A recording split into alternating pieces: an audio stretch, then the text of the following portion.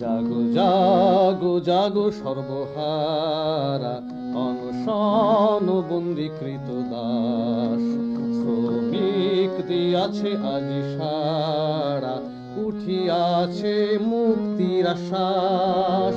জাগো জাগো জাগো সর্বহারা, অনশন বন্দীকৃত দাস। শ্রমিক দিয়াছে আজি সারা, উঠিয়াছে মুক্তির আশ্বাস। সনাতন জীর্ণ কুয়াচার চূর্ণ করি, জাগো জনগণ। মুজাফফর আহমেদ ভবনে চিরশয্যায় শায়িত পশ্চিমবঙ্গের প্রাক্তন মুখ্যমন্ত্রী বুদ্ধদেব ভট্টাচার্য। বাংলার যুব সমাজকে একটা নিশ্চিত, একটা নিরাপদ ভবিষ্যৎ দিতে চেয়েছিলেন যিনি, যার স্বপ্নটা ভেঙে চুরমার হয়ে গেছে। আজকের প্রজন্ম নিশ্চিতভাবেই সেটা অনুভব করছেন। তাকে শেষ দেখার জন্য অসংখ্য মানুষ তাদের চোখে মুখে বেদনা, একবার তাকে শেষ দেখার জন্য প্রবল আকুতি। কমরেড বুদ্ধদেব ভট্টাচার্য, পশ্চিমবঙ্গের প্রাক্তন মুখ্যমন্ত্রী বুদ্ধদেব ভট্টাচার্য চিরশয্যায় শায়িত আলিমুদ্দিন স্ট্রিটে। তাকে একবার চোখের দেখার জন্য অসংখ্য মানুষের, সাধারণ মানুষের ভিড়। এটা থেকে বোঝা যায় যে সাধারণ মানুষের মনের কোন জায়গাটা তিনি চিরদিনের জন্য রয়েছেন। অসংখ্য মানুষ জনপ্লাবন আছড়ে পড়ছে, একবার তাদের প্রিয় নেতাকে দেখবেন সেই প্রত্যাশায় দূর দূরান্ত থেকে এসছে।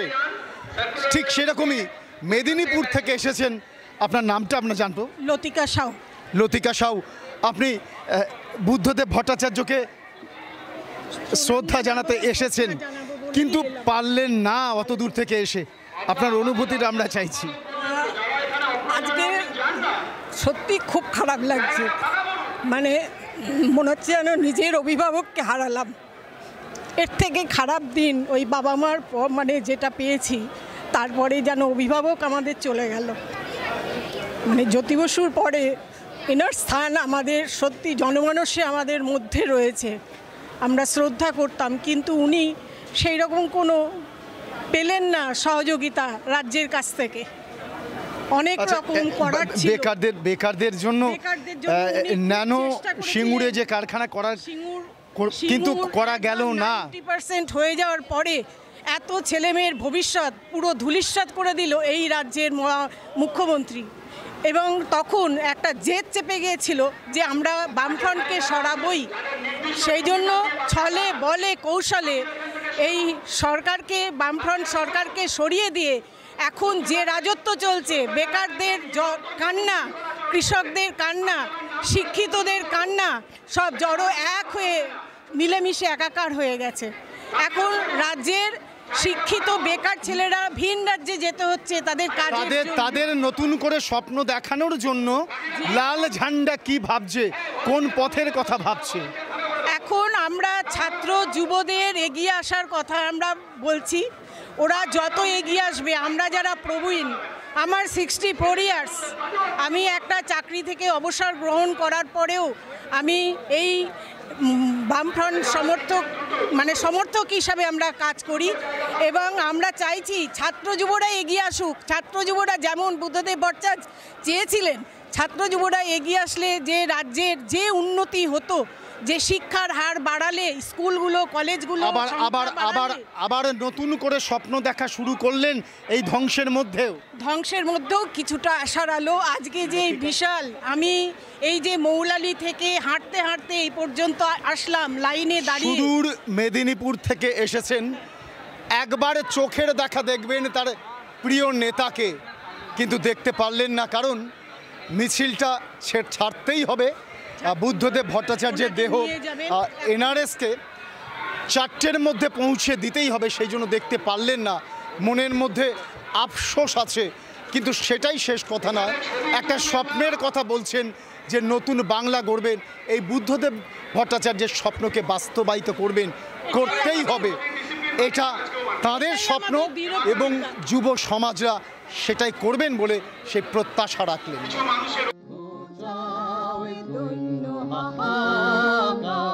জীবন মরণ করি শেষ যুদ্ধ শুরু আজ কমরেড, এসো মোরা মিলে একসাথ, ইন্টারন্যাশনাল মিলাবে মানব জাত। শেষ যুদ্ধ শুরু আজ কমরেড, এসো মোরা মিলে একসাথ,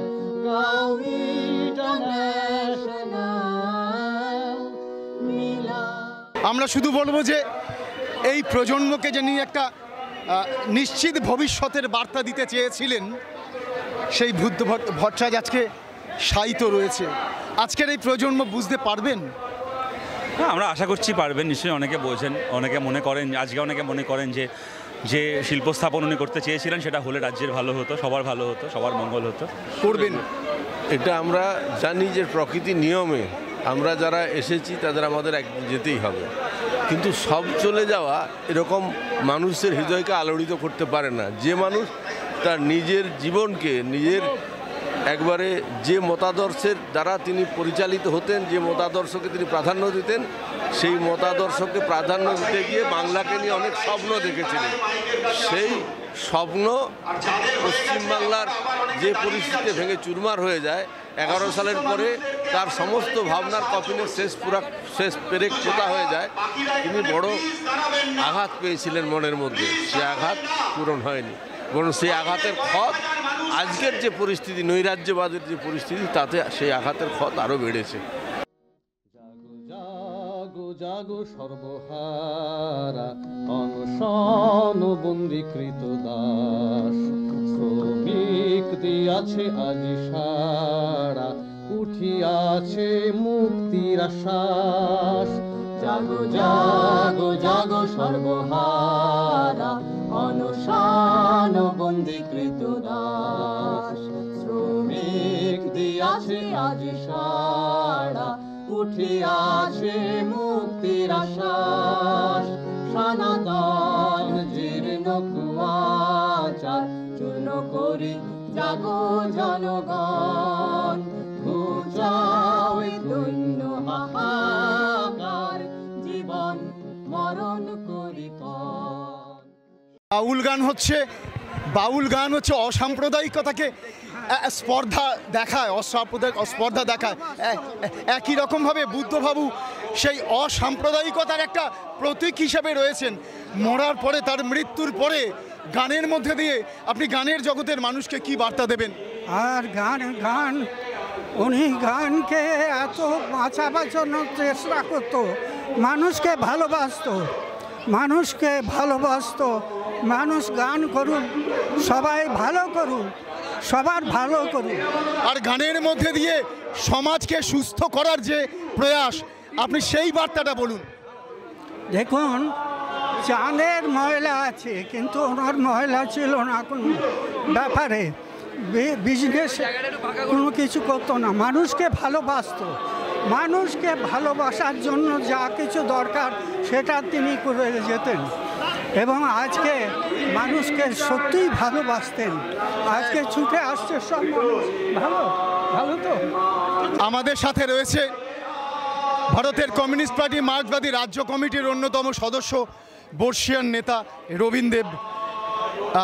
স্যার, আপনার কাছে আমাদের প্রশ্ন, একদিকে যখন ফ্ল্যাটে দেখছি টাকার পাহাড়, রাশি রাশি সম্পদ, আর একদিকে দেখছি একটা 2 কামরার ফ্ল্যাট, সেখানেও রাশি রাশি সম্পদ, শুধু বই বই আর বই। সেই বই যার জীবনটাই বইটাই জীবন, সেই মানুষটা আজকে চিরতরে ঘুমের দেশে চলে গেল। আপনাদের এই প্রজন্মের মানুষকে আপনারা কিভাবে বার্তা দেবেন একটা নতুন সমাজ গড়ার ক্ষেত্রে? তিনি তরুণ বয়স থেকে তিনি রাজনীতিতে প্রবেশ করেছেন। সুকান্ত ভট্টাচার্যের পরিবার, তিনি তার সেই পরিবারের যে ঐতিহ্য, সুকান্তর যে ভট্টাচার্য যা অবদান রেখে গেছেন, প্রাণপণে পৃথিবীর সরাবো জঞ্জাল, এই জঞ্জাল সরাবার জন্য তিনি আমৃত্যু তার কাজ করে গেছেন। এবং তিনি তরুণ সমাজকেই তার স্বপ্ন, তাদেরকে হাতে কর্মক্ষমতাকে কাজে লাগাবার জন্য কৃষিকে ভিত্তি করে শিল্প করার যে স্বপ্ন দেখেছিলেন, যে স্বপ্ন 80% পূরণের পর যাকে তারা ধ্বংস করেছে, সেই ধ্বংসের শক্তিকে সৃষ্টির শক্তির সাথে পার্থক্যটা বুঝিয়ে দিয়ে গেছেন। আজকে মানুষ, এই এত মানুষের সমাগম, কাল থেকে কত ধরনের মানুষ আসছেন যারা একসময় তার মাঝখানে সমালোচনা করেছেন, এরকম শিল্পী থেকে, সাহিত্যিক থেকে, বুদ্ধিজীবী থেকে, বিধায়ক থেকে, রাজনৈতিক নেতা নেত্রী, সবাই কিন্তু তাদেরকে এটা শুধু কথার কথা নাকি ভেতরে জাগরণ হয়েছে, বোধের জাগরণ? হ্যাঁ, তাদের মধ্যে এখন একটা ভাবনা শুরু হয়েছে যে আমরা কি করলাম। মরণ করি পণ, শেষ যুদ্ধ শুরু আজ কমরেড, এসো মোরা মিলে একসাথ, গাওয়া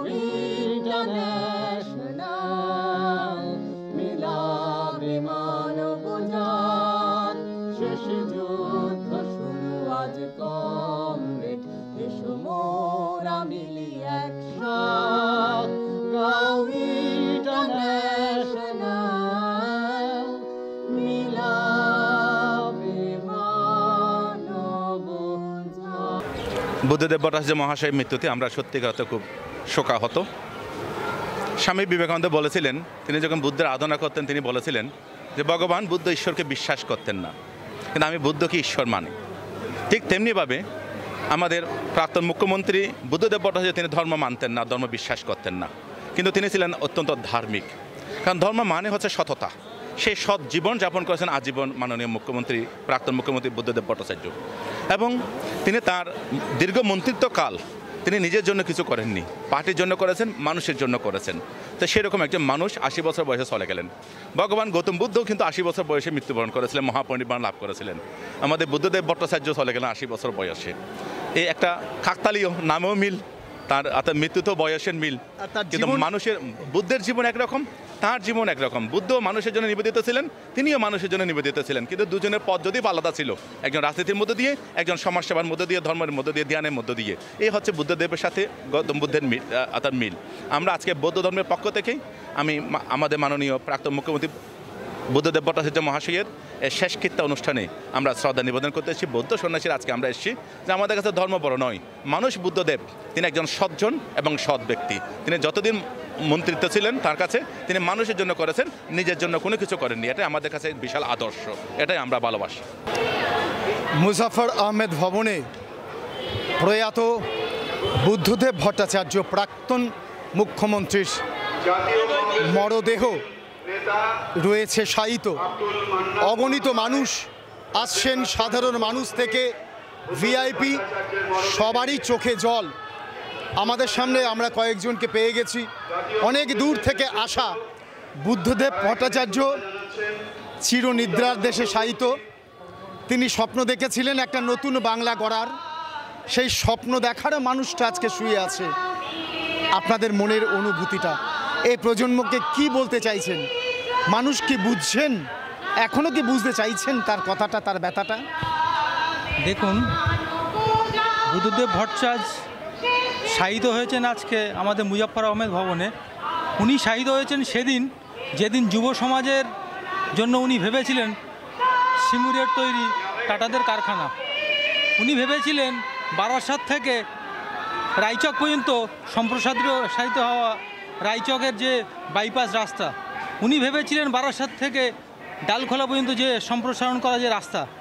সেদিন আচ্ছা বলুন তো, যে মানুষটা ধবধবে সাদা ধুতি পাঞ্জাবি, বারবার সেখানে কালি ছেটানোর চেষ্টা করা হয়েছে, বলা হয়েছে নন্দীগ্রামের খুনের নায়ক নাকি এই মানুষটা, অথচ এখন রাজ্যের মুখ্যমন্ত্রী বলছেন ওটা বাপ বেটার কাজ, আবার বাপ বেটা বলছেন এটা মুখ্যমন্ত্রীর কাজ।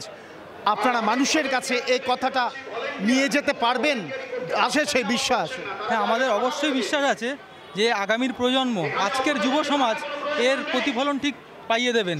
আজকের যুব সমাজ তিলে তিলে বুঝতে পারছে যে শিল্পকে কিভাবে ধ্বংস করা হয়েছে, শিল্পকে কিভাবে মহেঞ্জোদড়োতে পরিণত করা হয়েছে। আজকের যুব সমাজ আর আজকের ইতিহাস, আগামীর ইতিহাসকে এক জায়গায় নিয়ে এসে বুদ্ধদেব ভট্টাচার্যের তৈরি যে সিঙ্গুরের কারখানা, যে জিন্দালের তৈরি যে ফ্যাক্টরির জন্য জমি রাখা হয়েছিল, যে স্বপ্ন বুদ্ধদেব ভট্টাচার্য, স্বপ্ন দেখতে দেখতে তিনিই তো তখন সেদিনই স্বপ্ন হয়ে যাচ্ছিলেন জিন্দালের কারখানা উদ্বোধন করে। হ্যাঁ, সেদিন স্বপ্নটা হয়তো সেদিনই শেষ হয়ে যাচ্ছিল। আজকের যিনি মুখ্যমন্ত্রী আছেন, আজকে তিনি বুদ্ধদেব ভট্টাচার্যের শায়িত অবস্থায় দেখে উনি হয়তো অনেক শ্রদ্ধা নিবেদন করতে এসছেন, কিন্তু ওনার শ্রদ্ধার পেছনের যে বিগত দিনের যে ইতিহাস, সেই ইতিহাস আগামীর প্রজন্ম, আগামীর যুব সমাজ, সারা সমস্ত মানুষ এবং সমস্ত পশ্চিমবঙ্গ, সমস্ত দেশের কাছে তুলে ধরবেন যে বুদ্ধদেব ভট্টাচার্য কী ধরনের মানুষ ছিল। আর ওনার যে সাদা কাপড়ে যে কালো দাগ বা রক্তের ছিটা, সেই রক্তের ছিটা, কালো দাগ, এই সমস্ত ভুলিয়ে মানুষ একদিন স্বপ্নের দিশাতে এগিয়ে যাবে। না, রাজনীতি তাঁর কাছে রাজার নীতি নয়, বরং নীতির রাজা। ত্যাগ, তিতিক্ষা, সততা, আদর্শ আর মানব প্রেমের অম্লান স্পর্ধা। কাকা সাম্যবাদী কবি সুকান্ত ভট্টাচার্যের মতোই তাঁরও দু চোখে শ্রেণীহীন, শোষণহীন সমাজ গঠনের স্বপ্ন। শুভ্র কেশ, ধবধবে সাদা ধুতি পাঞ্জাবি, বুকের ভেতরটা তার চেয়েও বেশি শুভ্র। তিনি বুদ্ধদেব ভট্টাচার্য, পশ্চিমবঙ্গের প্রাক্তন মুখ্যমন্ত্রী। বাংলাকে আরও সমৃদ্ধ করতে হবে। কৃষিভিত্তিক শিল্প ভবিষ্যৎ চাই, ভারী শিল্প। সিঙ্গুরে গড়ে উঠবে ন্যানো কারখানা, কাজ পাবে বাংলার বেকার যুবকেরা। কিন্তু তিনি পারলেন না। সংকীর্ণ রাজনীতি বাংলাকে অশান্ত করে তুলল। কৌশলে ন্যানো কারখানা পাঠিয়ে দেওয়া হলো গুজরাটে। টুকরো টুকরো হয়ে গেল বাংলার বেকারদের সোনালী স্বপ্ন। তিনি হেরে গেলেন। তিনি হেরে গেলেন নাকি হেরে গেল বাংলা? উঠছে প্রশ্ন এখনো। উত্তর দেবে, স্পষ্ট উত্তর দেবে ভবিষ্যৎ।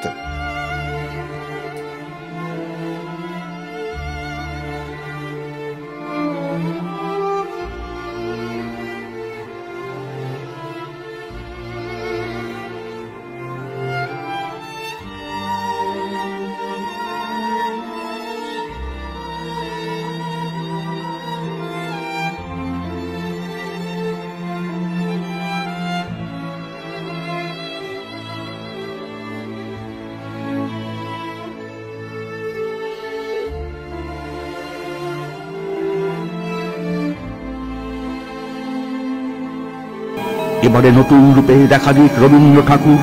বিপ্লবের স্বপ্ন চোখে, কণ্ঠে গণসঙ্গীতের সুর। জনতার পাশে পাশে উজ্জ্বল পতাকা নিয়ে হাতে, চলুক নিন্দাকে ঠেলে, গ্লানি মুছে আঘাতে আঘাতে। যদিও সে অনাগত, তবু যেন শুনি তার ডাক। আমাদেরই মাঝে তাকে জন্ম দাও 25শে বৈশাখ।